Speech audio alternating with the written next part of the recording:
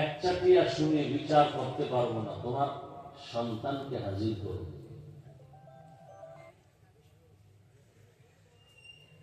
কি ভাই, তোমার হেদায়েত হয়ে গেছে না? বিড়ি টানতে যাও, শুরু করতে পারলাম না, ব্যানার শুরু হয়ে গেল।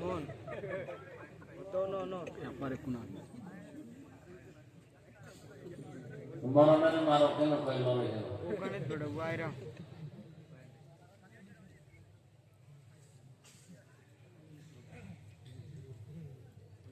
আল্লাহ সব ভাইকে হেদায়েত দান করে।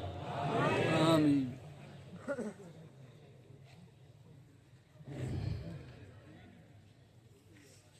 ছেলেকে যখন হাজির করা হলো, খলিফাতুল মুসলিমিন বলেন, এই সন্তান, বাবার হক আদায় করো না কেন? সন্তান বলল, খলিফাতুল মুসলিমিন, আমার কি কোনো কথা বলার অনুমতি আছে? বলে হ্যাঁ আছে। বলে বাবার পক্ষ থেকে কি সন্তানের উপরে কোনো হক নেই? বলে আছে। জানতে পারি? বলে পারো। খলিফাতুল মুসলিমিন বললেন, প্রত্যেক বাবার জন্য, সন্তানের জন্য বাবার পক্ষ থেকে প্রথম হক একটা ভালো মা ঘরে আনবে। ছেলেটা বলল, আমার বাবা সে হক আদায় করেনি, আমার বাবা ভালো মা ঘরে আনেনি, আনছে ডানা কাটা গরু। কি বলি?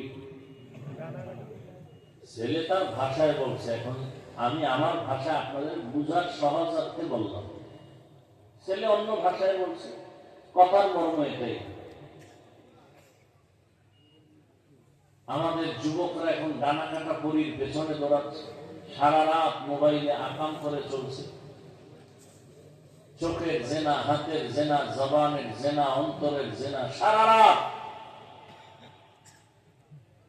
যেই যুবকের চেহারাটা উজ্জ্বল থাকবে 40 বছর পর্যন্ত, সেই যুবকের 22, 23, 24, 25 বছরে চেহারা ঝলসে গেছে, চেহারা নষ্ট, না কোনো উজ্জ্বলতা, না কোনো লাবণ্যতা, না কোনো আকর্ষণ, না তাকাইলে কোনো মায়া, কিচ্ছু লাগে না,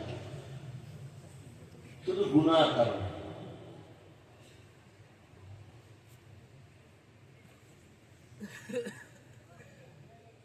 ডানা কাটা পরীর পেছনে দৌড়াও, তোমার ডানা